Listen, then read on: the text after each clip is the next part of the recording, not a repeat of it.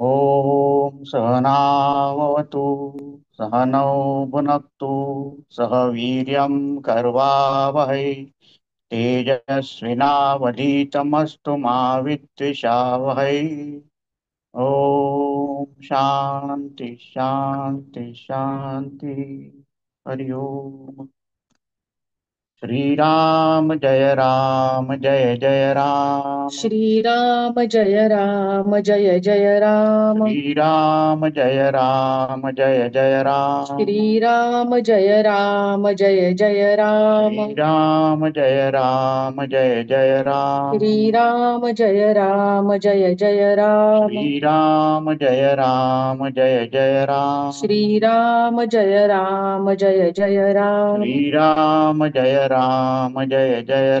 श्रीराम जय राम।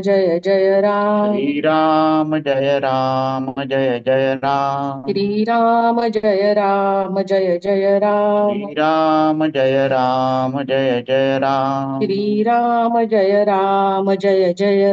श्रीराम जय राम जय जय राम। श्रीराम जय राम। श्रीराम जय राम जय जय राम। श्रीराम जय राम। श्रीराम जय राम जय जय राम। श्रीराम जय राम। श्रीराम जय राम जय जय राम। श्रीराम जय राम। श्रीराम जय राम जय जय राम। श्रीराम जय राम। श्रीराम जय राम जय जय राम। श्रीराम जय राम। श्रीराम जय राम जय जय राम। श्रीराम जय राम। श्रीराम जय राम जय जय राम। श्रीराम जय राम। श्रीराम जय राम जय जय राम। श्रीराम जय राम। श्रीराम जय राम जय जय राम। श्रीराम जय राम। श्रीराम जय राम जय जय राम। श्रीराम जय राम। श्रीराम जय राम जय जय राम। श्रीराम जय राम। श्रीराम जय राम जय जय राम। श्रीराम जय राम। श्रीराम जय राम जय जय राम। श्रीराम जय राम। श्रीराम जय राम जय जय राम। श्रीराम जय राम। श्रीराम जय राम जय जय राम। श्रीराम जय राम। श्रीराम जय राम जय जय राम। श्रीराम जय राम। श्रीराम जय राम जय जय राम। श्रीराम जय राम। श्रीराम जय राम जय जय राम। श्रीराम जय राम। श्रीराम जय राम जय जय राम। श्रीराम जय राम। श्रीराम जय राम जय जय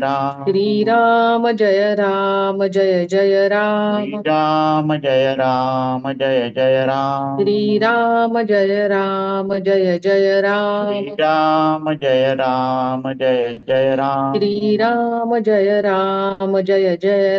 श्रीराम जय राम जय जय राम। श्रीराम जय राम। श्रीराम जय राम जय जय राम। श्रीराम जय राम। श्रीराम जय राम जय जय राम। श्रीराम जय राम। श्रीराम जय राम जय जय राम। श्रीराम जय राम। श्रीराम जय राम जय जय राम। श्रीराम जय राम। श्रीराम जय राम जय जय राम। श्रीराम जय राम। श्रीराम जय राम जय जय राम। श्रीराम जय राम। श्रीराम जय राम जय जय राम। श्रीराम जय राम। श्रीराम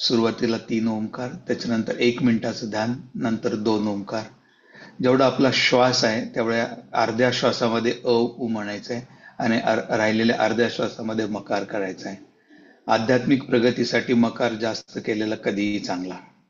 ओंकार हा घंटानादेसारखा दीर्घ असावा, तेलाच्या धारेसारखा अखंड आणि शंखनादासारखा गंभीर असावा. एक्झेल, घर्षणयुक्त पूरक. ओ.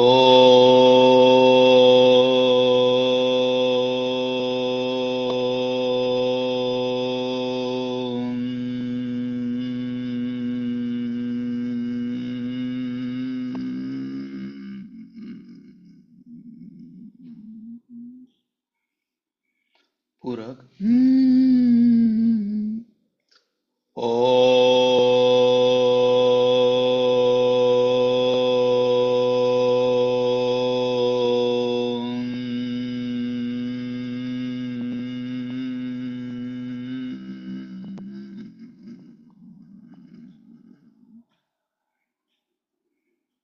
पूरक.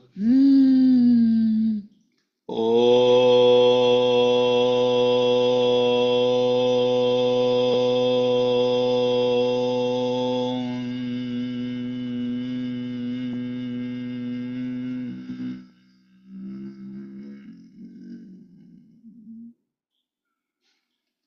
शांत, शांत, शांत.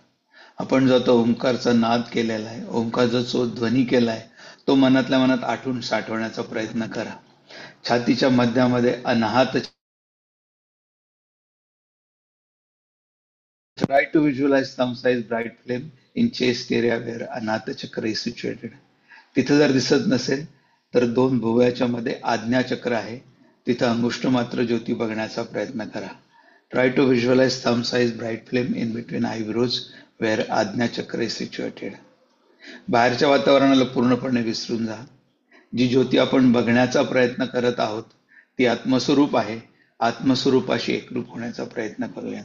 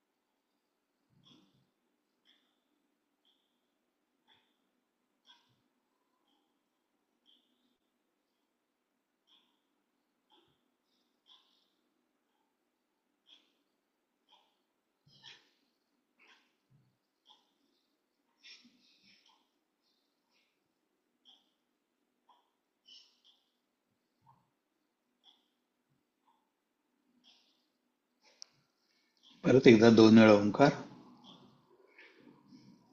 पूरक. ओ.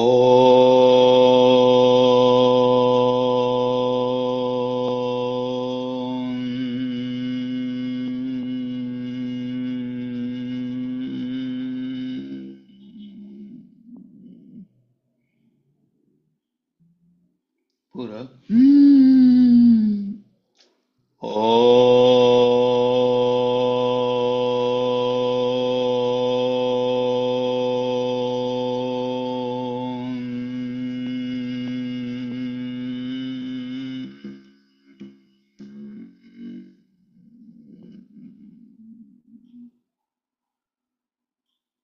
दुनियाचं घर्षण. जी ऊर्जा आपण ओंकार साधनेच्या अभ्यासातच मिळवली, त्या ऊर्जेचं संचलन पूर्णपणे शरीरभर करूया.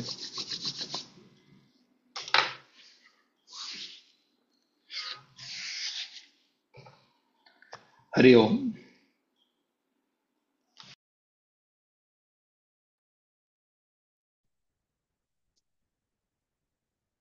नमस्कार.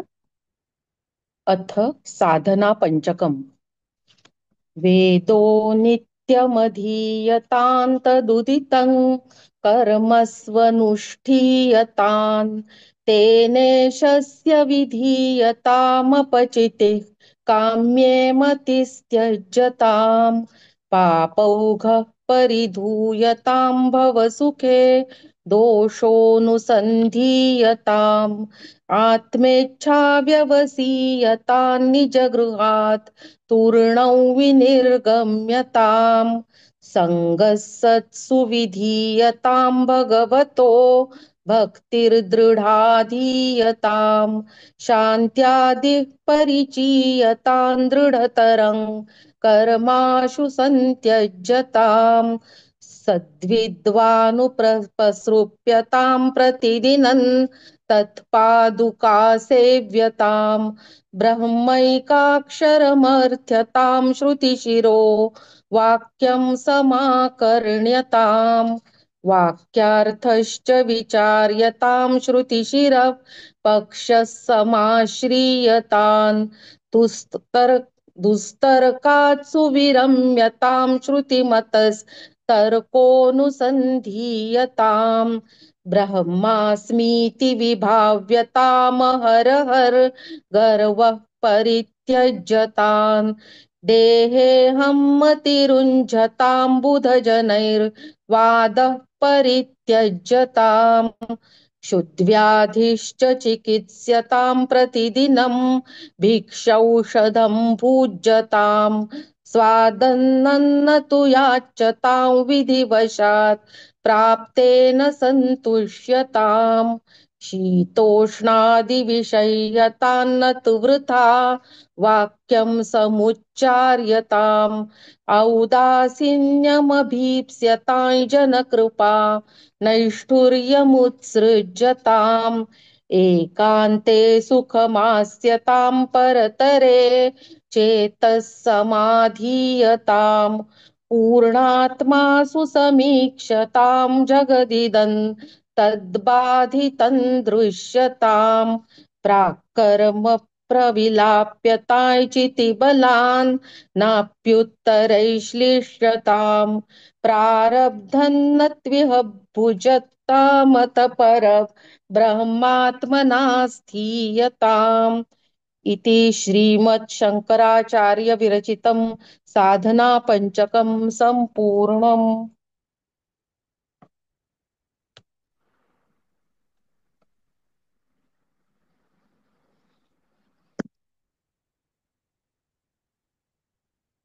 जय जय रघुवीर समर्थ।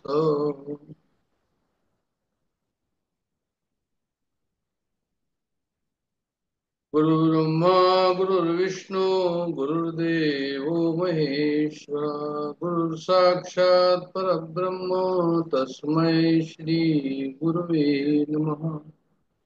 जय जय रघुवीर समर्थ। आद्य शंकराचार्य जयंती आत्ताच परवा झालेली आहे। त्या निमित्त अशा महान विभूतीचं आम्ही काही चिंतन करावं त्या निमित्ताने, म्हणून आजचा हा आपला सत्संग आहे। आपण त्यांना वंदन करू आणि त्यांचं काय महात्म्य होतं त्याच्याकडे पाहू थोडक्यात। पण त्याच्यानंतर साधना पंचकम जे आपण स्तोत्र घेतलेलं आहे त्याचा आता आज शेवटला जो आहे तो श्लोक आहे त्याला आपण पाहूया। असा हा आजचा कार्यक्रम आहे। त्याच्यानंतर मग जे आहे सलीलजी मनाच्या श्लोकाचं चिंतन करतील। सदाशिवसमारंभां शंकराचार्य मध्यमाम् अस्मदाचार्यपर्यन्तां वन्दे श्री गुरुपरम्पराम्। श्रुतिस्मृतिपुराणानाम् आलयं करुणालयम् नमामि भगवत्पादं शंकरं लोकशंकरम्। शंकरं शंकराचार्यं केशवं बादरायणम् सूत्रभाष्यौ कृतौ वन्दे भगवन्तौ पुनः पुन्हा श्री आद्य शंकराचार्य महाराज की जय. गुरुदेव दत्त. आपल्या सर्वांना नम्र अभिवादन.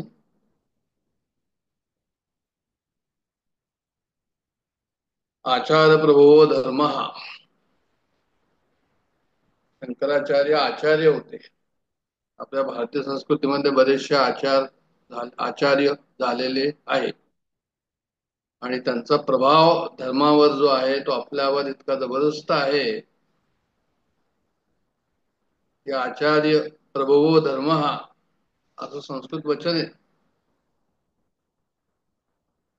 आचार्यांचं जे आहे ते आचार्य कुणाला म्हणायचं याच्याबद्दलचं जे आहे ते ऋग्वेदानी निरुक्तानी मनुस्मृतीनी आणि महाभारताने वेगवेगळी व्याख्या केलेली आहे. अर्थ जरी थोडाफार तो असला तरी त्यांनी आपल्या परीने आपल्या शब्दांमध्ये त्याचं वर्णन केलंय. आपण एखादा या ठिकाणी घेऊ. ऋग्वेद असं म्हणतं की आचार्य म्हणजे काय तर म्हणे शत धारांचा ज्ञानरूपी स्तोत्रच होय असं ऋग्वेद सांगतो. आचार्याचं परिभाषा. तो जो आचार शिकवतो. निरुक्त काय म्हणतात म्हणे जो आचार शिकवतो जो अर्थ शुक्लधन गोळा करतो. आता अर्थ शुक्लधन अर्थ आणि शुक्लधन म्हणजे योग्य रीतीने मिळवलेलं धन याला ते शुक्लधन म्हणतात. तर जो आचार शिकवतो जो अर्थ आम्हाला शुक्लधन म्हणून गोळा करायला सांगतो आणि शिष्यांची बुद्धी संपन्न करतो त्याला ते आचार्य म्हणतात. तसं सदाचारी व आत्मज्ञानी जो असेल तोच आचार्य आहे. आचार्याची खूप स्ट्रिक्ट परिभाषा अशी आहे की त्याचे विचार त्याचे उच्चार आणि त्याचे आचार हे तिन्ही जे आहे ते बरोबर असतील त्यालाच ते आचार्य म्हणतात. तो सदाचारी असलाच पाहिजे चित्तशुद्ध असलंच पाहिजे आणि ते चित्तशुद्ध जे आहे ते भक्तीने चित्तशुद्ध होतं म्हणून भक्ती त्या ठिकाणी असेल. आणि हे सर्व जे आहे ते शंकराचार्यांच्या मध्ये होतं. एवढे त्यांनी जे आहे ते वेगवेगळ्या देवतांची स्तोत्र रचली त्याच्यावरून त्यांचं भक्ती हृदय किती होतं हे आपल्याला कळून येतं. प्रस्थानत्रयीवर ज्यांनी भाष्य केलेलं आहे त्यांना सुद्धा आचार्य म्हणतात. आपले डॉक्टर काका सुद्धा आचार्य आहे की ज्यांनी जे आहे ते उपनिषद ब्रह्मसूत्र भगवद्गीता याच्यावर भाष्य केलेलं आहे. आणि अशा आचार्यांना तैत्तरी उपनिषदांनी जे आहे ते आदराने काय म्हटलंय की आचार्य देवो भवा. आपल्याला असा हुकूम दिलेला आहे की आचार्यांना देव समजून आपण जे आहे त्यांना वंदन करावं. कारण की ही व्यक्ती नसून ते काय तर म्हणे सदाचार नीती धर्म हे जे शाश्वत मूल्य आहे यांना आम्ही वंदन करतोय आचार्याच्या निमित्ताने असं तो तैत्तरी उपनिषद म्हणतो. तसे हे आद्य शंकराचार्य त्यांच्या जन्मतिथीबद्दल अजूनही जे आहे ते थोडस वेगवेगळे मत आहे. कोणी 770 780 म्हणतं कोणी 2500 इसवी सनाच्या पहिलेही म्हणतं त्याला. शिवगुरु आणि आर्यांबरी अशी त्यांच्या आईवडिलांची नावं होती. ते शिवाचे भक्त होते. त्यांच्या पोटी शंकराचार्य जन्माला आले केरळामध्ये काळडी गावामध्ये. नंतर गोविंदपादाचार्य ना त्यांनी गुरु केलं नर्मदा किनारी. असं सांगतात की गुरुनी असं विचारलं होतं की तू कोण आणि त्याच्यावरती आपला आत्मषटक आपण जे नेहमी म्हणतो ते त्यांनी म्हटलं की जी मी मनोबुद्धी अहंकार चित्त आणि नाहम की मी हे कोणीच नाहीये अशा प्रकारचं त्यांनी त्या ठिकाणी सांगितलं. मन नाही बुद्धी नाही चित्त नाही जे आत्मषटकामध्ये म्हणतो तशा प्रकारचं उत्तर त्यांनी दिलं. असंही सांगतात त्यावेळेस की नर्मदेला पूर आला होता तर नर्मदा गोविंदपादाचार्य त्यांचे गुरु जिथे समाधिस्थ होते त्या ठिकाणी जे आहे ती नर्मदेचा प्रवाह तिकडे जात होता. ती जागा जी आहे ती पाण्याने डुबेल की काय असं यांना वाटलं तर यांनी नुसतंच ओंजळ समोर केली आणि नर्मदेला सर्व पूर्ण आपल्या हातामध्ये घेतलं. ते पाहून गोविंदपादाचार्य सुद्धा जे आहे ते चकित झाले. नर्मदा अष्टक त्यांनी त्यावेळेस म्हटलेलं आहे. नर्मदा त्यांनी वंदन केलेलं आहे. असं त्यांचं भक्ती हृदय. आणि असं त्यांचं प्रखर अद्वैत तत्वज्ञान. जेव्हा आम्ही म्हणतो अद्वैत तत्वज्ञान,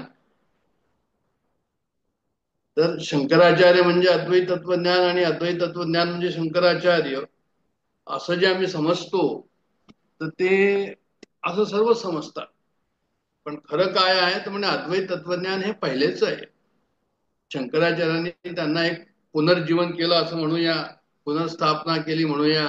ब्रह्मसत्यम जगन मिथ्या जीवो ब्रह्मेव ना अपरा, अशा प्रकारे त्यांनी सांगून की अर्ध्या श्लोकामध्ये तुम्हाला सांगतो की अद्वैत तत्वज्ञान काय आहे, अर्ध श्लोकेन प्रविक्षती, अशा प्रकारे सांगून त्यांनी जे आहे असं म्हटलं बा की हे अद्वैत तत्वज्ञान म्हणजे काय, फक्त एकच आहे, दुसरं त्याचं कोणी नाहीये.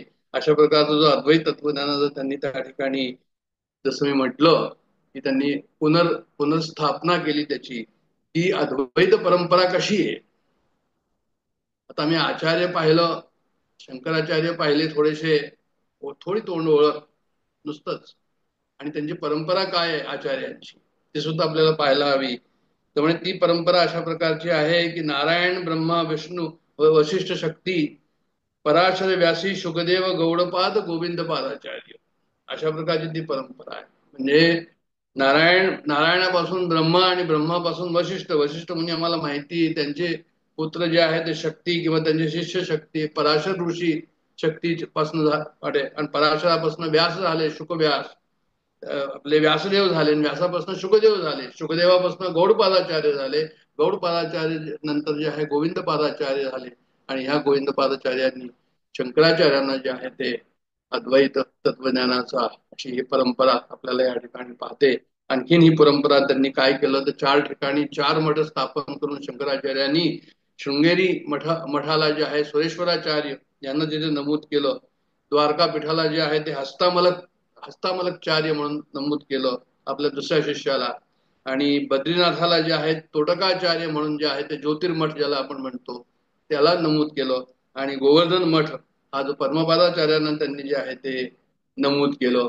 हे वेगवेगळे त्यांना वेद दिले गेले.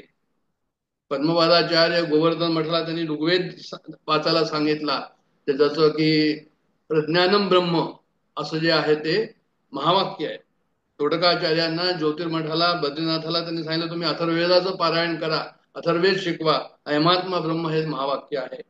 आणि हस्तामलकचार्यांना द्वारका पीठाला त्यांनी जे आहे ते सामवेद, तर त्यांनी वेदाचं जे आहे अध्ययन करा आणि लोकांना शिकवा, तत्वमसी महावाक्य त्याच्यात येतं. आणि सुरेश्वराचार्यांना शृंगेरी मठाधिपती जे होते ते यजुर्वेदाबद्दल त्यांना सांगितलं की तुम्ही यजुर्वेदाचं जे आहे ते पुढचं अध्ययन करवा लोकांना. आणि अहम ब्रह्मास्मी हे महावाक्य, असे 4 वेद 4 महावाक्य त्यांनी जे आहे ते 4 आपल्या शिष्यांना सर्वदूर पूर्ण भारतभरामध्ये जे आहे ते अशा प्रकारे त्यांनी अद्वैत तत्वज्ञानाची स्थापना केली. हे खूप मोठं कार्य त्यांनी केलं असं मला यांनी या ठिकाणी सांगायचं आहे. आणि खरं म्हणजे काय की महाराष्ट्राची जी परंपरा आहे, महाराष्ट्र आपलं जर थोर भाग्य आहे की ज्ञानेश्वर, नामदेव, एकनाथ महाराज, तुकाराम महाराज, समर्थ रामदास हे जे मुख्य संत या ठिकाणी होऊन गेले, त्या सर्वांनी अद्वैत तत्वज्ञानाचीच पायंडा जी आहे ती पुढे चालवलेली आहे.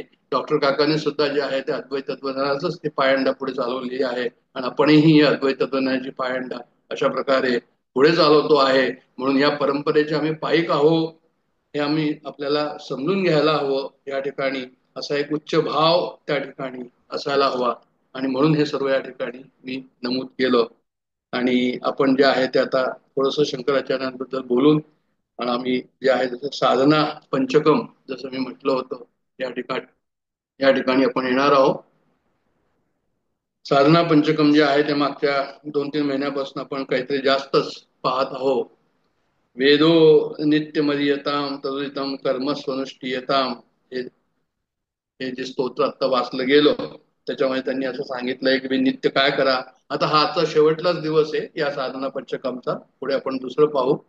आणि हे आपण एक काम पाहतो, हे सर्व एक थोडक्यामध्ये आम्हाला एक अंदाज येईल की हे साधना आम्हाला काय सांगतं. याचा जो इंट्रोडक्शन आहे या साधना पंचकमचं असं आहे की 5 याच्यामध्ये श्लोक आहे. प्रत्येक श्लोकामध्ये त्यांनी 8 साधना दिलेल्या आहे. अशा 8 40 साधना दिलेल्या आहे. 40 साधनेला असाही त्यांनी एक रूपक दिलेला आहे की 40 जणू काही पायऱ्या आहे मंदिराच्या, या 40 पायऱ्या तुम्ही चढून गेल्या तर नंतर भगवंताचं दर्शन मंदिरात जाऊन होतं. त्याप्रमाणे इथेही तुम्हाला जे आहे ते आत्मस्वरूपाचं दर्शन होईल असं या ठिकाणी जे आहे ते नमूद केलेलं आहे. तर असं ते साधना पंचकम म्हणजे इतकं सुंदर आहे, उत्कृष्ट आहे आणि आम्हाला साधने करता शेवटी साधनेमध्येच आम्ही आहोत सर्व, पुढे पुढेच पोहोचलेलो नाहीये. संसारामध्ये राहून जे आहे ते साधने करता जे आहे ते आम्हाला बरेच अडथळे येतात असं सर्वच कबूल करतील, तरी पण जे आहे ते साधना आमची सुचारू रूप चालू राहावी म्हणून हे साधना पंचकम या ठिकाणी आहे. तर वेदो नित्यमध्ये येता म्हणजे तुम्ही नित्य जे आहे वेदाचा पाठ करा, याचा अर्थ हा झाला की वेदाचा पाठ करा म्हणजे तुम्ही जे अध्यात्माचा पाठ करा, संत वाङ्मयाचा पाठ करा, जे शंकराचार्यांच्या अध्यात्माचं जे आहे ते वाङ्मयाचा तुम्ही पाठ करा. तदुदितम कर्म सुनुष्ठीयता, त्याप्रमाणे ज्या आपल्याकडे हे सर्व दिलेलं आहे दासबोध व्हॉट्सअपवर जे आहे ते हे स्तोत्र दिलेलं आहे. तर त्याच्यामध्ये तुम्ही पाहावं म्हणजे आपल्याला लागलीच कळेल की मी जे इथे बोलतो आहे ते आपल्या समोर सुद्धा ते शब्द आहे.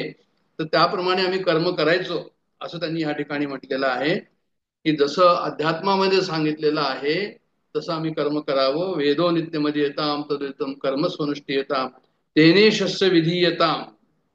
मग त्याप्रमाणे काय करायचं म्हणजे अशा प्रकारे ईश्वराची विधेयताम अपचिती, अपचिती म्हणजे पूजा करणं, म्हणजे ईश्वराची तुम्ही पूजा करा. कशा प्रकारे पूजा करा, जशी संत वाङ्मयात सांगितलेली आहे, अध्यात्मात सांगितलेली आहे त्याप्रमाणे जे आहे तुम्ही पूजा करा. तेने शस्य विधेयताम अपचिती कामे मतिस्तज, त्यांनी असं म्हटलं या ठिकाणी की कामना सोडून, इच्छा सोडून, कामने मतिस्तज्जता, सकाम काम करू नका, सकाम कार्य करू नका, आपल्या इच्छाला जे आहे ते बाजूला ठेवा आणि आपलं जे भगवंतानी कार्य दिलेलं आहे संसारामध्ये असो किंवा परमार्थामध्ये असो ते त्यांनी दिलेलं आहे असं समजून ते कार्य करा. आपला त्याच्यामध्ये स्वार्थ ठेवू नका. पापोघम परिधूयता, अशा प्रकारे पापाचं परिशालन करा. भवसुखे दोषोनुसंधीयता, भवसुख म्हणजे जे आहे ते संसारामधलं सुख. संसारामध्ये आम्हाला सुख मिळतं, कधी आमच्या मनासारखं होतं तर आम्हाला सुख मिळतं, कधी आमच्या मनासारखं नाही होतं दुःख मिळतं. पण जेव्हा आम्हाला सुख मिळतं भवसुखे दोषोनुसंधीयता, त्याच्यामध्ये काय दोष आहे. शेवटी कोणतेही सुख जे आहे ते दुःखामध्ये नंतर परिणित होतं आणि सुख किंवा जास्त वेळ टिकून राहत नाही. हे जे दोष आहे संसारातल्या सुखाचे त्याचं अनुसंधान करावं असं ते या ठिकाणी म्हणतात. आणि आत्मेच्छा व्यवसायीयता म्हणजे मग काय करायचं, व्यवसायीयता म्हणजे प्रयत्न करा. कशाचा, आत्मेच्छा म्हणजे मी कोण आहे, मी आत्मतत्व आहे हे जाणून घेण्याचा व्यवसायीयता म्हणजे प्रयत्न करा. आणि निजग्रहात पूर्ण विनिर्गम्यता म्हणजे जितक्या लवकर होऊ शकेल तितक्या लवकर जे आहे ते मी आपल्या स्वस्वरूपामध्ये जे आहे ते आम्ही स्थित व्हावं असं त्यांना या ठिकाणी म्हणायचं आहे. कोणी भाष्यकाराने असाही अर्थ केलेला आहे की म्हणजे साधना पंचकमचा पहिला श्लोक जो आहे तो साधनेचा जो आहे तो ब्रह्मचर्याश्रमाचा आहे आणि दुसरं जे आहे ते कशाचं आहे तर म्हणजे वानप्रस्थाश्रमाचा आहे. तिसरा जो आहे तो संन्यासाश्रमाचा आहे आणि चौथा जो आपल्या याचाही आहे निधिध्यासनाचा आहे आणि शेवटला परत निधिध्यासनाचा आहे असंही सांगितलेलं आहे. पण सध्या काय समजायचं आम्ही की आम्ही आमच्या घरी लवकरात लवकर पोचावं. संध्याकाळ झाल्यावर आम्ही आपल्या घरी पोचायची आम्हाला घाई असते, रात्री झाल्यावर घरी पोचायची घाई असते की उगीच वाटेमध्ये त्रास नको म्हणून. तर तसंच हे आहे की आता जेवणाची सुद्धा संध्याकाळ होत आलेली आहे काही लोकांची, त्याच्यामध्ये मी पण सामील आहे. तर ते लवकर जायला हवं पुढे. काय तर म्हणे निजग्रहात पूर्ण विनिर्गम्यता म्हणजे अपने घर में शीघ्रता से निकल जाए असं त्याचा अर्थ दिलेला आहे या ठिकाणी. दुसरं आहे संगत सत्सुविधीयता. ह्याच्याकरता काय करायचं तर म्हणे संघ करायचा. कोणाचा संघ करायचा, सत्पुरुषाचा संघ करायचा. विधीयताम करा. भगवतो भक्ती दृढाधीयता, भगवंताची भक्ती दृढ भक्ती करायची म्हणजे संतांचा संघ करायचा, भगवंताची दृढभक्ती करायची. शांत्यादी परिचयता, शांतीचा परिचय म्हणजे काय, आपल्याला साधन चतुष्ट माहिती आहे. साधन चतुष्ट म्हणजे काय, साधन म्हणजे विवेक, वैराग्य, समाधी, षटक आणि मुमुक्षत्व हे साधन चतुष्ट आहे. साधन चतुष्ट म्हणजे हे 4 साधनं आहे अध्यात्मामध्ये कडे पुढे जाण्याची. मग हे 4 साधनामध्ये समाधी षटक काय आहे म्हणजे शम आहे, दम आहे, तितिक्षा आहे, उपरम आहे, त्याच्यानंतर श्रद्धा आणि समाधान आहे. हे सर्व जे आहे ते आपल्याला या ठिकाणी त्यांचं म्हणणं की शांतादी परिचयता म्हणजे ह्याचा आम्हाला चांगल्या तऱ्हेने प्रॅक्टिस हवी. शम म्हणजे मनाला कंट्रोल करणं, दम म्हणजे इंद्रियांना कंट्रोल करणं, आता आपल्या सर्वांना माहिती आहे सर्व. उपरम म्हणजे जे आहे ते शांत राहणं आणि तितिक्षा म्हणजे सहन करणं, श्रद्धा हवी, समाधान हवं. ते हे सर्व प्रतिदिनम परिचयता, याचा परिचय असायला हवा. आणि दृढतरम कर्माशु संतज्जता, परत ते झालं की सकाम कर्मांचं जे आहे त्यज्यता, सकाम कर्म जे आहे आपण या ठिकाणी सोडावे. सद्विद्वान नुपसृप्यता, म्हणजे सद्विद्वान, विद्वान गुरु म्हणजे परमार्थ जो जाणतो, ज्याला परमार्थाची काहीतरी आकलन आहे.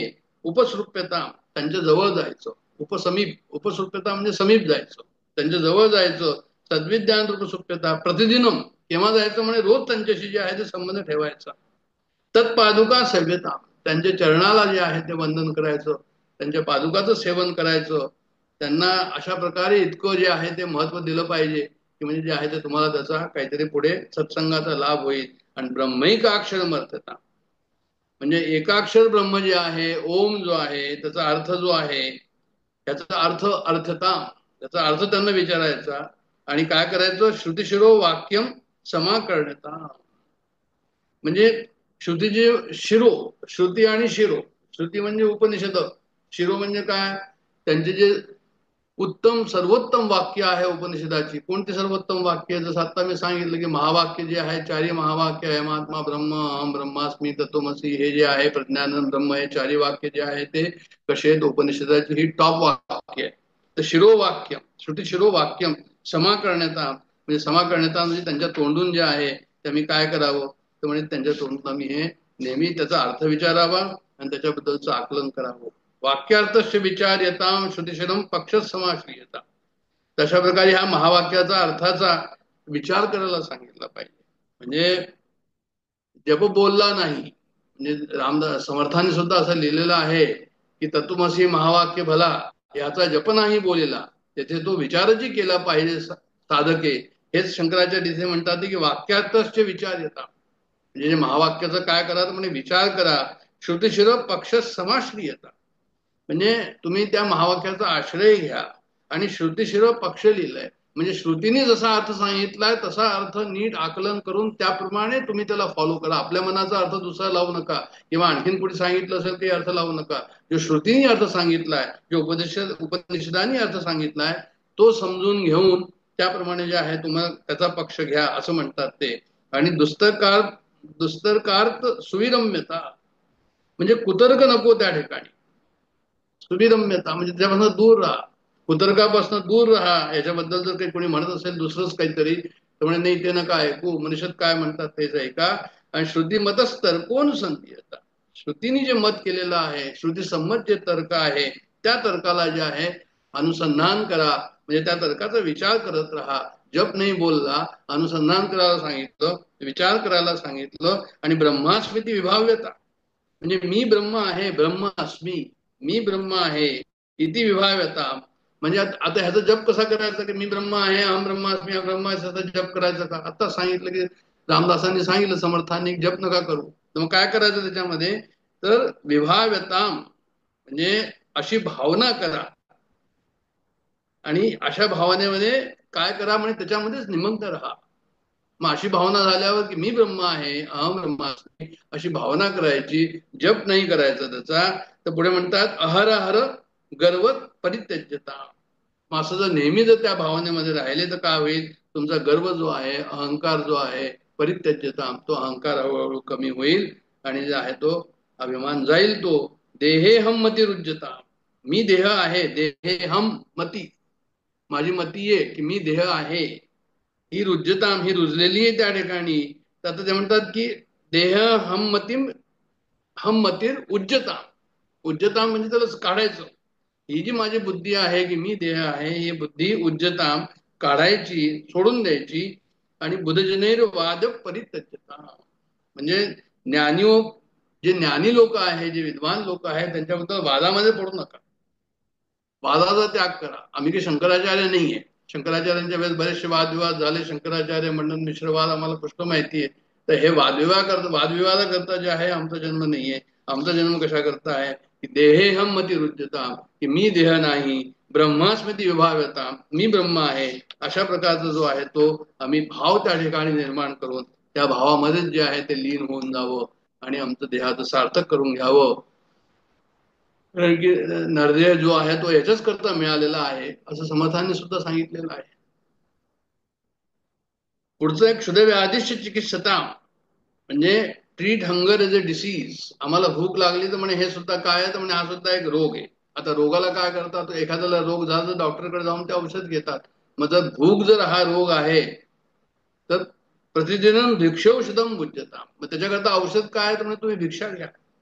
मग ती भिक्षा कशी घ्यायची, आता हे संन्यासाश्रमामध्ये जे लोक जातात, जे भिक्षेकरी आहेत त्यांच्याकरता हे दिलेलं आहे या ठिकाणी. ते म्हणतात स्वादन न तू याच्यता, तुम्ही असं का करू की जी भिक्षा घेताना की मला ज्याच्यामध्ये स्वाद आहे, मला जे अन्न आवडतं ते मला मिळालं पाहिजे, अशा प्रकारची याचना तुम्ही करू नये. विधिवशात प्राप्तीन संतुष्टता, विधिवशात म्हणजे जसं काही असेल, ज्याप्रमाणे तुमच्या विधीमध्ये असेल, जसं काही तुम्हाला मिळेल, विधिवशात प्राप्तीनं संतोष होतात, त्याच्यामध्येच तुम्ही जे आहे ते संतोष राहा. म्हणजे सियाराम सियाराम सियाराम कहिये, जाने विधी राखे राम, ताहे विधी रहिये, असं जे रामचरित मानसामध्ये लिहिलंय की सियाराम सियाराम सियाराम कहिये, जाने विधी राखे राम, जाहे विधी राखे राम, ताहे विधी रहिये. विधिवशात प्राप्तेन संतुष्टता, ज्या ज्या आम्हाला जसं अन्न मिळेल त्याप्रमाणे जे आहे ते मी संतोष राहावं त्याच्यामध्ये. शीतोष्णादी विषयता, म्हणजे हे पेअर्स ऑफ अपोजिट, सुख दुःख, शीत उष्ण, म्हणजे गरमी सर्दी ज्याला आपण म्हणतो. शीतोष्णादी विषयता म्हणजे काय की त्याला सहन करायचं, विषयता म्हणजे सहन करायचं. सहनम सर्व दुःखानाम अप्रतिकारपूर्वकम, चिंता विलापरहितम सा तितिक्षा निगत्यते. आता हे आपण बरेच वर्षापासून हे पाहत आलेलो आहोत अशा प्रकारचं की किती आमचं टॉलरन्स त्याच्यामुळे वाढलेलं आहे का हे पाहायला हवं. न तो वृथा वाक्यम समुच्चयता, आता हे आणखीन आहे. न तू वृथा वाक्यम, वृथा म्हणजे उगीच फुकट, काही कारण नसताना वृथा. आणि वाक्यम म्हणजे आम्ही बोलतोय, बडबड करतोय, आता आवश्यकता आहे नाही, उगीच कशाला बोलायचं, तरी पण वेळ काढायचा म्हणून बोलतो, करमत नाही म्हणून बोलतो, काहीतरी त्याला चांगलं वाटेल म्हणून बोलतो. तर ते म्हणतात की न वृथा वाक्यम समुच्चार्यता, समुच्चार्यता लिहिलंय त्यांनी या ठिकाणी. म्हणजे अशा प्रकारचा वाक्याचं उच्चारण करू नये.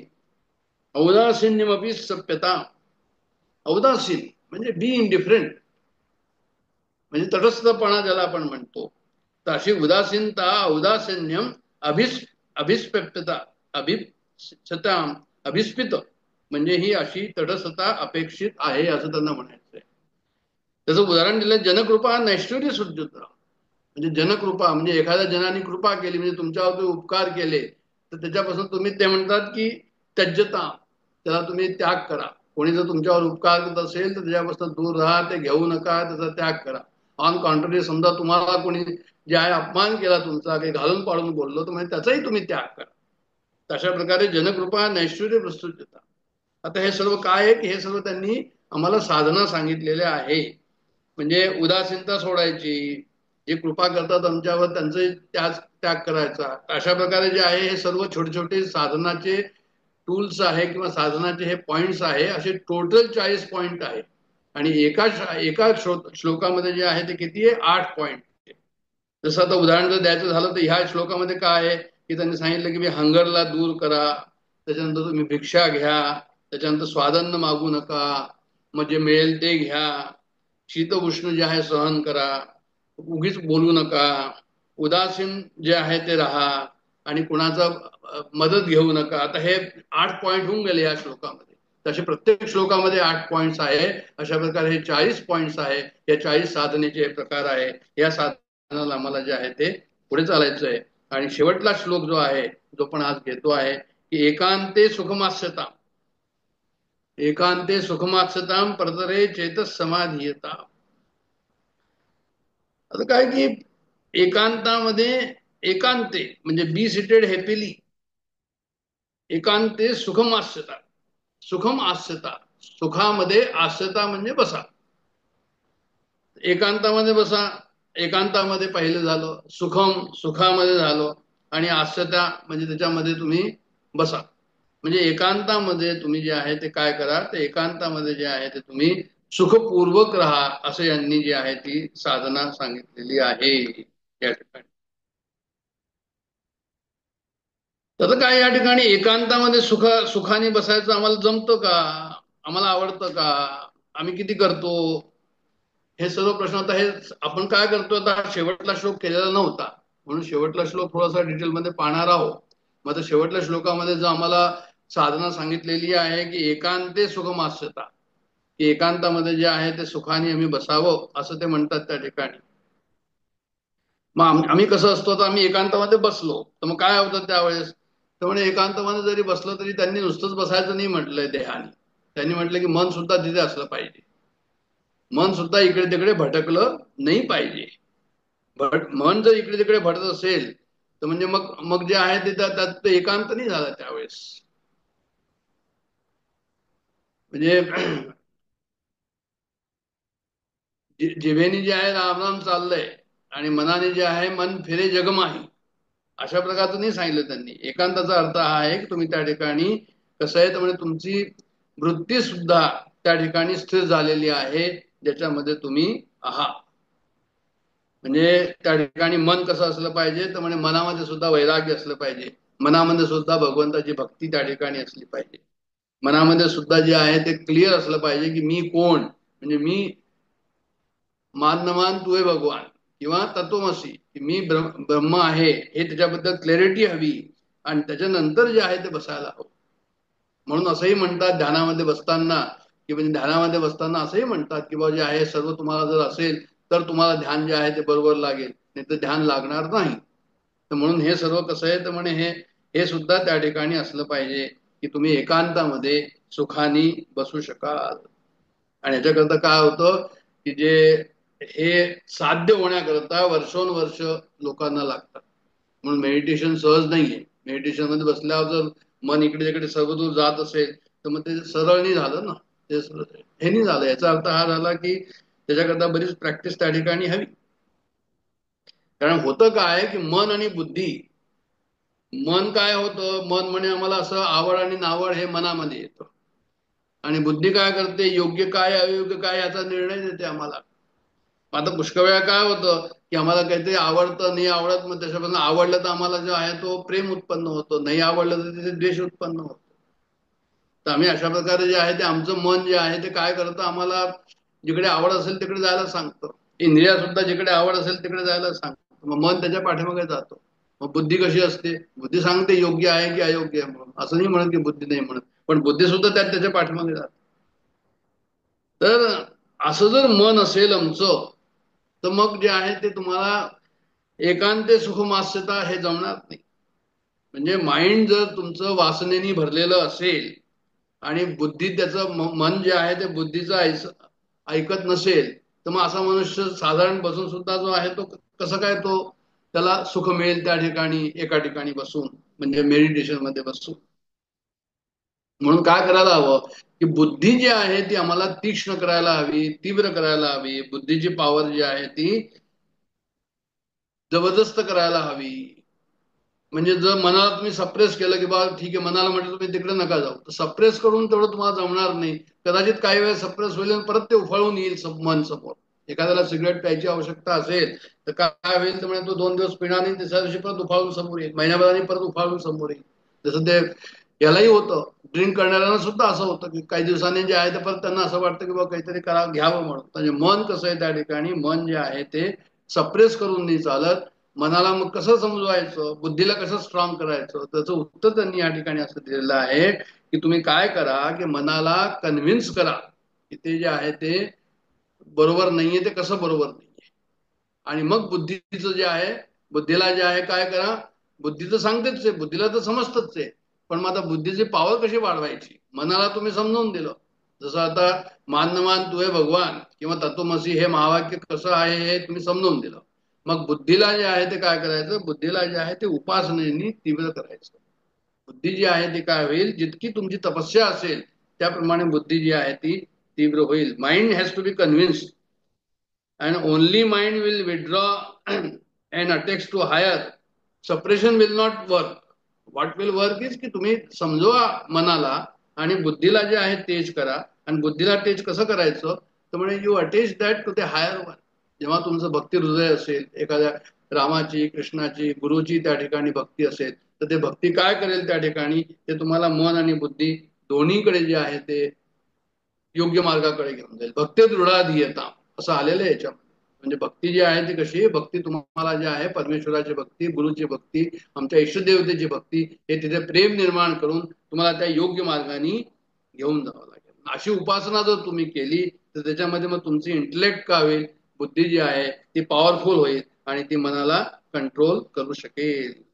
म्हणजे आता असं जर पाहिलं आपण तर भगवद्गीतेमध्ये असं म्हटलंय की यतो यतो निश्चलती मनश्चंचलम स्थितम, म्हणजे आपल्या चंचल आणि अस्थिर मनामुळे ते मन जिथे जिथे भरकटतं तिथे मनुष्याने ते तिकडनं खेचून घ्यावं, त्या मनापासून खेचून घ्यावं आणि काय करावं, ततस्ततो नियम्ये तदात म्हणणे न वंश नये, मग त्याला आत्म्यामध्ये स्थिर करावं असं त्यांनी त्या ठिकाणी म्हटलेलं आहे. तर सांगा तात्पर्य काय या ठिकाणी, की मन हे असं आहे, भगवद्गीतेने सुद्धा म्हटलेलं आहे. मग पुढे काय म्हणतात ते, पुढे असं म्हणतात की शनै शनै रूपदेत मदबुद्ध्या धृती ग्रहित्या, म्हणजे हळूहळू क्रमशः दृढ विश्वासाने युक्त झालेल्या बुद्धीद्वारे मनुष्य जो आहे तो मनाला कंट्रोल करू शकेल.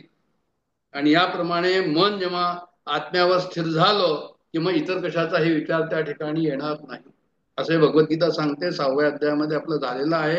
हा 25 आणि 26वा श्लोक आहे, फार महत्वाचा आहे, आपण पहिले पाहिलेलं आहे. तर येतो येतो निश्चरती मनस्य अचलम अस्थिरम, जे मन अस्थिर असतं, अचल असतं, त्याला कसं मागे आणायचं, तर त्याच्याबद्दल त्यांनी सांगितलं शनै शनै रूपरे मदबुद्ध्या, हळूहळू हळूहळू जे आहे ते काय करायचं, श्रद्धा आणि विश्वास ठेवून त्या बुद्धीला जे आहे ते आत्मतत्वामध्ये आम्ही स्थित करायचो असं त्यांनी सांगितलं या ठिकाणी. म्हणून एकांते सुखम मास्तता, म्हणजे एकांतामध्ये सुखामध्ये आमचे आसन केव्हा होईल, जेव्हा मी हे सर्व समजू तेव्हाच होईल, त्याच्याशिवाय नाही होणार.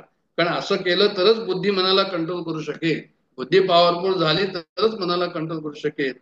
कारण की आत्मसंस्थम म्हणून कृत्वा न कश्चिदपि चिंतेत, म्हणजे ह्या श्लोकामध्ये असं लिहिलेलं आहे की आत्म्यामध्ये जर ती स्थिर झाली बुद्धी तरच ती मनाला कंट्रोल करू शकेल. आणि नाही तर मग तुम्ही इंद्रियांच्या पाठीमागे गेला तर काय होईल, तर दुसऱ्या श्लोकामध्ये 67 श्लोकामध्ये असं म्हणतात की म्हणजे इंद्रियाणाम हरती चरताम यन्मनो अनुविधीयते, म्हणजे जसं सोसाट्याचा वारा आला आणि पाण्यातील नाव्याला दुसरीकडे घेऊन जातो, त्याप्रमाणे इंद्रिय सुद्धा जे आहे ते इंद्रिय काय करतात की इंद्रियांवर जर मन केंद्रित झालं तर ते इंद्रिय मनुष्याची बुद्धी हरण करतात. तर हे अत्यंत आवश्यक आहे समजून घेणं थोडंसं, की आम्हाला काय करायला हवं, त्याप्रमाणे आमचं काम लवकर होईल. इवन चिन्मय मिशन मध्ये गुरुदेव चिन्मयानंदांनी एक उदाहरण दिलंय आणि ते दिलंय कुत्र्याचं, की पेट डॉग असतो आणि पेट डॉग जो आहे तो त्याला सर्व घरामध्ये मिळतं खायला, तो बाहेर रस्त्यावर खायला जात नाही. तर तसंच याप्रमाणे आहे की म्हणे मन बुद्धीला जर तुम्ही कन्व्हिन्स केलं, बुद्धीला कन्व्हिन्स केलं आणि मनाला बरोबर त्याच्यावर तुम्ही लक्ष ठेवलं तर ते मन मग जे आहे ते बाहेर जाणार नाही. ते मन आणि बुद्धी सच्चित आनंदाचा जो आहे तो अनुभव घेतील आणि त्या आनंदामध्ये राहतील असं त्यांना त्या ठिकाणी म्हणायचं आहे. म्हणून एकांते सुखमास्यता परतरम चेतस समाधीयता, म्हणजे हे काय झालं, परतरम चेतस समाधीयता जे सांगितलेलं आहे त्याचा अर्थ आहे की परमात्म्यामध्ये आमचं लक्ष राहावं. आता जे आता सांगितलं की आत्म्यामध्ये मन बुद्धीला स्थिर करा, ते परतरेम चेतस समाधीयता आहे, म्हणजे जे आहे ते परमात्म्यामध्ये आपल्या चेतनेला आम्ही स्थिर करावं. परतर म्हणजे परमात्मा, परतरम म्हणजे हायेस्ट ट्रूथ, तर चेत म्हणजे चित्त, आमच्या चित्ताला त्या हायेस्ट ट्रूथ मध्ये समाधीयता, म्हणजे जे आहे ते समाधीयता, त्याचा आधार द्यायचा. चैतन्य आमचं जे चित्त आहे त्या चित्ताला जे आहे ते कोणाचा आधार द्यायचा, तर म्हणजे जे आहे ते जे शुद्ध चैतन्य आहे त्याचा आधार द्यायचा त्याला, आणि ते त्या ठिकाणी मग स्थित होईल. आणि मग पूर्णात्मा असो समीक्षता, म्हणजे पूर्णात्मा त्यांनी म्हटलेलं आहे. म्हणजे परत तेच आलं की पूर्ण आत्मा, म्हणजे पूर्णात्माचा अर्थ काय होतो की म्हणजे जे काही आहे ते सर्व पूर्ण आहे, म्हणजे तिथे काही कमी नाहीये. म्हणजे इथे सपरेशन करायची जरूरत नाही. सपरेशन केव्हा होईल, जेव्हा काही कमी असेल तेव्हा सपरेशन होईल, जर कमी नसेल तर सपरेशन कशाचं आलं, म्हणजे नॉट टू सप्रेस वेनेवर काही आवश्यकता नाही पुढे सप्रेस करायची. काही जे आलेलं आहे ते जे आहे ते पूर्णच रूपाने आहे. ते मग पूर्ण रूपाने आहे कसं समजायचं, म्हणजे परमेश्वराने जे केलेलं आहे ते अपूर्ण कसं असू शकेल. मग कोणी असं म्हणेल की बाबा जर स्वतः परमात्मा पूर्ण आहे तर मग त्यांनी बनवलेलं जग हे पूर्ण कसं नसेल. तर म्हणे जर गॉड पूर्ण आहे तर त्यांनी बनवलेलं जे काही आहे ते सर्व सुद्धा पूर्णच असेल. मग आम्ही जर परमात्म्याचे शिशु असू, बालक असू, तर आम्ही पूर्ण नसणार का? म्हणे नाही, मग तुम्ही सुद्धा पूर्णच असाल. मग पूर्ण असाल तर पूर्ण समजायला पूर्ण दिसत नाही. ते म्हणतात की पूर्णचा अर्थ हा होतो की आमची कोणती इच्छा राहो नाही. आमची इच्छा जर नाही राहिली तर समजायचं की आम्ही पूर्ण आहोत. तर ते म्हणतात की हो तसंच आहे परमेश्वराच्या ठिकाणी. कसं आहे तर म्हणे तो पूर्णच येतो. म्हणजे पूर्ण काम राम. राम कसा आहे तर म्हणे तो पूर्ण काम आहे. रामाचं एकदा दर्शन झालं की त्या ठिकाणी सर्व जे आहे ते काय होतं तर म्हणे तिथे कोणत्या वासना राहतच नाही. सच्चित आनंद. आता सच्चित आनंदमध्ये काय, आम्हाला काय हवंय? आम्हाला हॅपीनेस हवी आहे. मग सच्चिदानंदामध्ये हॅपीनेस आहे की नाही आहे तर म्हणे हो आहे. म्हणजे परमेश्वराच्या रूपामध्ये आम्हाला जर आकलन झालं तर तिथे आनंद आहे की नाही तर म्हणे आहे. मग आम्हाला हवी ना हॅपीनेस म्हणजे तिथे मिळेलच तुम्हाला. इमॉर्टॅलिटी, आम्ही मरू नये असं आम्हाला वाटतं. मग एकदा जर परमेश्वराच्या स्वरूपाचं आकलन झालं तर मग जो जाणारा आहे तो मी नाही, देह जाणारा आहे तो मी नाही याचं आकलन होतं. म्हणजे त्या ठिकाणी तेच आलं इमॉर्टॅलिटी, ज्याला आपण म्हणतो की आम्हाला नाही मरायचंय. बरं तर नाव आणि माझं नाव खूप प्रसिद्ध व्हावं असं आम्हाला वाटतं. म्हणजे प्रसिद्ध व्हावं म्हणजे किती प्रसिद्ध व्हावं म्हणजे इन्फिनिट व्हावं. मग आता सच्चित आनंदामध्ये सुद्धा इन्फिनिट आहे. परमेश्वर कसा आहे म्हणजे तो इन्फिनिटच आहे. तो लिमिटेड नाही येतो. नंतर आम्हाला असं वाटतं की बा आम्ही बुद्धिमान व्हावं, नॉलेज असावं, आम्ही अलर्ट असावं. तर मग सच्चित, चित शब्द आहे तो ज्ञानाचा शब्द आहे. तो ज्ञानपूर्ण आहे. समग्र ज्ञान त्याला आहे, परमेश्वराला आहे. तर असं जर नेचर ऑफ कॉन्शियसनेस कसं आहे तर म्हणजे असंच आहे, ज्ञानपूर्ण आहे. आणि त्याच्यानंतर कसं आहे, आनंद, फुल ऑफ लव्ह. प्रत्येकाला असं वाटतं की प्रेम मला मिळावं, प्रेम मी करावं, सर्वदूर प्रेम असावं. तर ते सच्चिदानंदाचं स्वरूपच तशा प्रकारचं आहे. माझं स्वतःचं स्वरूपच तशा प्रकारचं आहे, सच्चिद आनंद. आणि असं जर असेल तर मग पूर्णात्मा सुसमीक्षता.